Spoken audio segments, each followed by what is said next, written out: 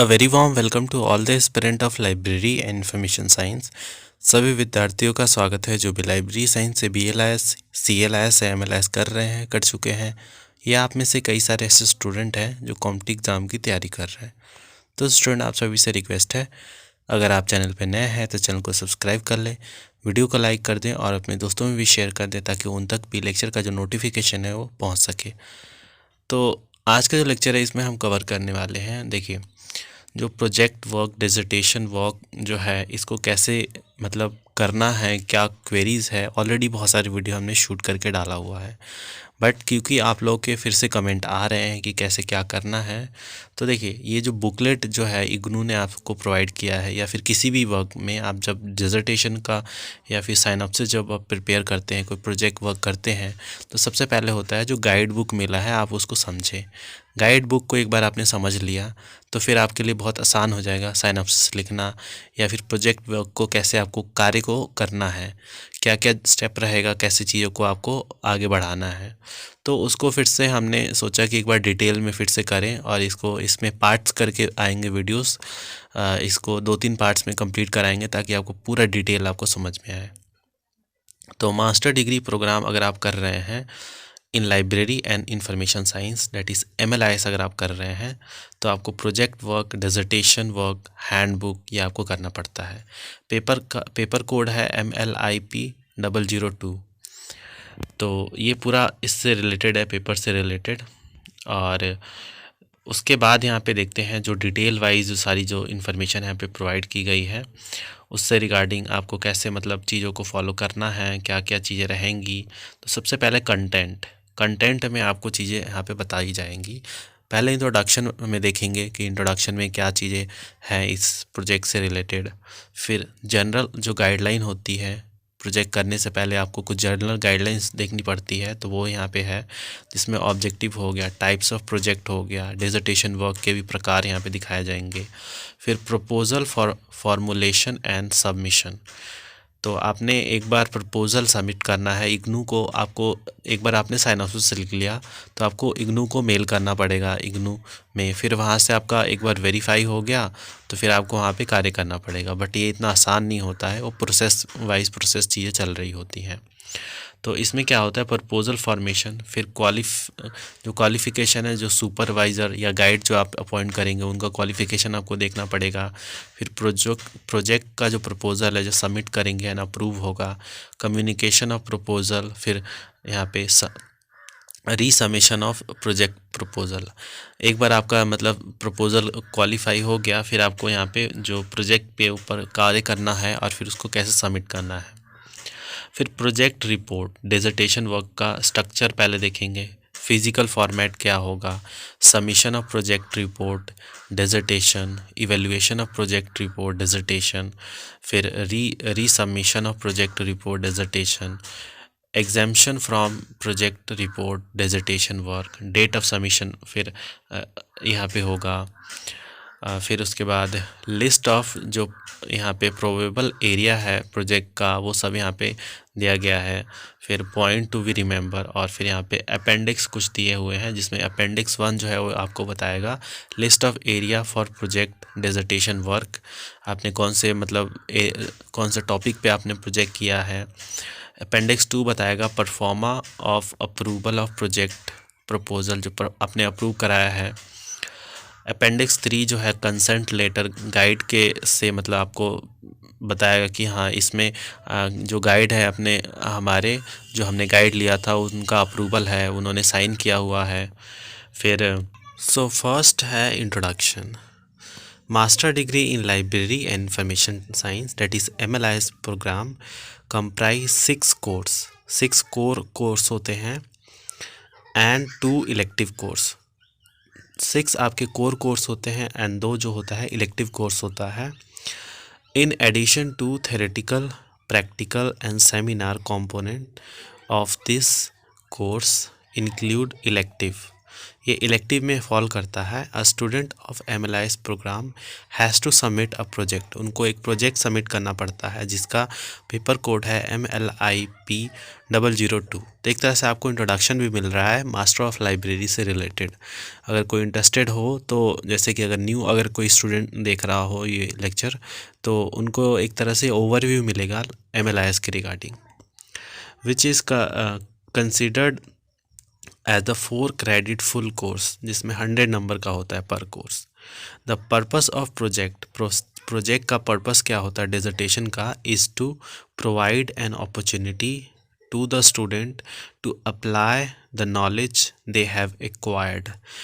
इसका पर्पस ही और उद्देश्य ये होता है कि जो भी स्टूडेंट हैं इसमें मतलब MLIS कर रहे हैं, उनको एक तरह से अपॉर्चुनिटी मिले ताकि वो एक्वायर करें नॉलेज जो उन्होंने अपना मतलब गेन किया है, उसको उन नॉलेज को अप्लाई करें of their study and to develop skill develop करें in the area of various course of this programme. Various जो कोर्स होता है इस प्रोग्राम से रिलेटेड, इसमें आप जनरल गाइडलाइंस में देखते हैं।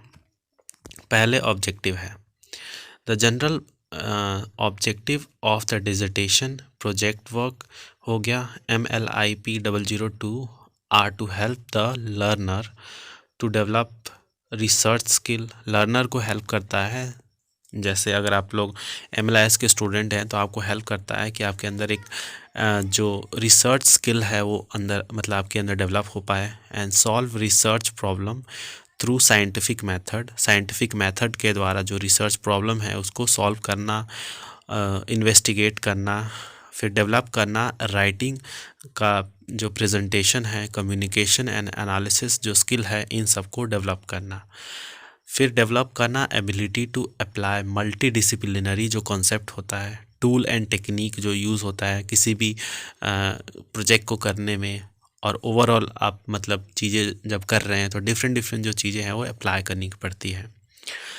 नेक्स्ट है यहाँ पे solve problem of library information centre. Library और इंफॉर्मेशन सेंटर के जो प्रॉब्लम्स होते हैं उनको सॉल्व करने में हेल्प करता है। Knowledge centre and seminar, knowledge centre या सेमिनार का और अदर जो ऑर्गेनाइजेशन है जो इसमें इन्वॉल्व है लाइब्रेरी से related. Within the framework of MLIP 002, the following specific objective to enable a learner। तो यहाँ पे कुछ ऑब्जेक्टिव है, स्पेसिफिक ऑब्जेक्टिव MLIP 002 से रिगार्डिंग। देखिए इसको आप एक तरह से लर्निंग मतलब कॉन्सेप्ट की तरह सोचें कि आपको इसके बारे में ओवरऑल हर चीज़ की नॉलेज है, क्योंकि अगर आपको हर पॉइंट आपको मतलब अंडरस्टैंड कर पाएंगे तो आपको जो प्रोजेक्ट वर्क हो गया उसमें बहुत आसान हो जाएगा आपके लिए कि आपको किस तरीके से आपको उसमें करना है। क्योंकि नया सब्जेक्ट है, कोविड के दौरान कोई मतलब क्लासेस नहीं हो रही है, इसके रिगार्डिंग कुछ बताया नहीं जा रहा है, तो एटलीस्ट आपको मतलब बुकलेट से ही बुकलेट ही अपने आप में पूरा मतलब आपका प्रोजेक्ट वर्क है। तो एक बार इसको समझ लिया तो उसमें बहुत आसानी होगी। तो इसका ऑब्जेक्टिव देखते हैं, जो स्पेसिफिक ऑब्जेक्टिव है तो इसका ऑब्जेक्टिव है identify and formulate research problem. Research problem को आइडेंटिफाई करना, उसको फार्मूलेट करना। Right a good research proposal, एक गुड रिसर्च जो प्रपोजल होता है वो लिखना। फिर उसके बाद है identify the use appropriate research methodology, जो रिसर्च आप करेंगे उसमें कौन सा मेथडोलॉजी यूज़ करेंगे रिसर्च के लिए, जैसे इंटरव्यू मेथड हो गया, क्वेश्चनेयर मेथड हो गया, एंड मेनी मोर थिंग होता है। Conduct scientific investigation in a systematic way, scientific investigation conduct करना एक मतलब तरीके से, एक सिस्टमैटिक वे में। कलेक्ट एंड एनालाइज डेटा को कलेक्ट करना, डेटा को एनालाइज करना। फिर अप्लाई अप्रोप्रिएट टूल टेक्निक को अप्लाई करना, मेथड को अप्लाई करना। Statistic to the field of library and information centre, library और इंफॉर्मेशन सेंटर में जो अप्रोप्रिएट टूल्स हो गया, टेक्निक हो गया, मेथड्स हो गया, ये सारी चीज़ों को अप्लाई करना। फिर आता है types of project and dissertation work. तो इसको आप ध्यान से देखें क्योंकि इसमें बहुत सारी चीज़ें आएंगी जो आप अपने जब आप मतलब प्रोजेक्ट वर्क करेंगे तो उसमें आपको ये यूज़ करनी पड़ेंगी। तो प्रोजेक्ट डिसर्टेशन वर्क में be of any one of the following types, इनमें से कोई भी टाइप हो सकता है। And preferably from the emerging area of library and information science, जो कि इमर्जिंग एरिया ऑफ लाइब्रेरी और इंफॉर्मेशन साइंस से रिलेटेड है। Like design and development of information system के डिज़ाइन और डेवलपमेंट हो गया, यूज़र इंटरफेस हो गया, या information services and its component, information services हो गया या उसके कंपोनेंट हो गए। एक्शन रिसर्च में आते हैं ये सब। फिर है यहाँ पे inter institutional study aimed at inter institutional comparison. जो इंटर इंस्टीट्यूशनल स्टडी होता है, इसका एम क्या होता है, इंटर इंस्टीट्यूशनल कंपैरिजन में of information network, information system, information service, information products and practices. तो ये सारी इन सब चीज़ों में कंप्राइज होता है, मतलब ये टाइप्स हैं। फिर है कॉम्प्रिहेंसिव केस स्टडी, जिसमें कवर होता है सिंगल लाइब्रेरी हो गया, information centre, information network, information system, ये सारी चीज़ें इसमें कवर होती हैं। फिर यूज़र सर्वे, फील्ड स्टडी हो गया, यूज़र सर्वे हो गया, फील्ड स्टडी, एम्पिरिकल स्टडी, इस तरीके से आप डेटा कलेक्ट कर सकते हैं। Survey of literature in any discipline, जो सर्वे होता है लिटरेचर का किसी भी डिसिप्लिन में, बिब्लोग्राफिक एंड बिब्लोमेट्रिक स्टडी के द्वारा। यूज़र जो होता है सेंसिटाइजेशन, जो होता है यूज़र सेंसिटाइजेशन, ये भी इसमें आता है। इंफॉर्मेशन लिटरेसी में मेथड आ गया, टेक्निक आ गया, एंड केस स्टडी, किस मेथड के द्वारा आप इंफॉर्मेशन जो है कलेक्ट करेंगे, टेक्निक क्या होगा, केस स्टडी यूज़ करेंगे, क्या करेंगे, ये सारी चीज़ इसमें कवर होती हैं। अब नेक्स्ट जो कॉन्सेप्ट है वो है यहाँ पे proposal formulation and submission. Proposal formulation, synopsis जो होता है, synopsis of the project, synopsis of the propose जो प्रोजेक्ट है should be prepared in consultation with the, जो सुपरवाइज़र हो गया आपका, जो कंसल्टेंट हो गए, उनके द्वारा ही आपको करना है।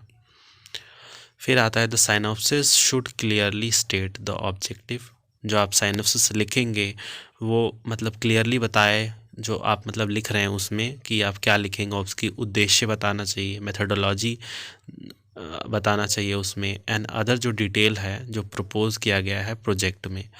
स्टडी टू बी अंडरटेकन, जिसमें आप स्टडी कर रहे हैं, जिसमें आप रिसर्च करेंगे, प्रोजेक्ट बनाएंगे।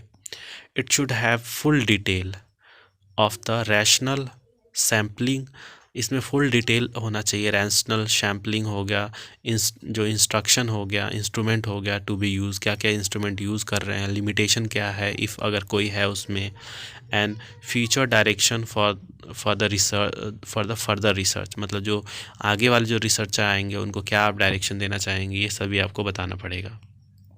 अब आता है मेन पार्ट, मतलब इसके कैसे मतलब आपको करना है, कौन क्या क्या होना चाहिए। लाइक द प्रोजेक्ट, जो प्रपोजल होगा should be submitted in A4 size paper. A4 size paper में आपको यहाँ पे लिखना होगा, टाइप्ड होगा in double space along with a consent letter. Consent letter जो आपको सुपरवाइज़र से मतलब लेंगे, गाइड से लेंगे, जो एनेक्सिस जो है 3rd में आपको मिलेगा, और एनेक्सिस एंड द जो परफॉर्मा रहेगा एनेक्सिस 2nd में मिलेगा फॉर अप्रूवल का।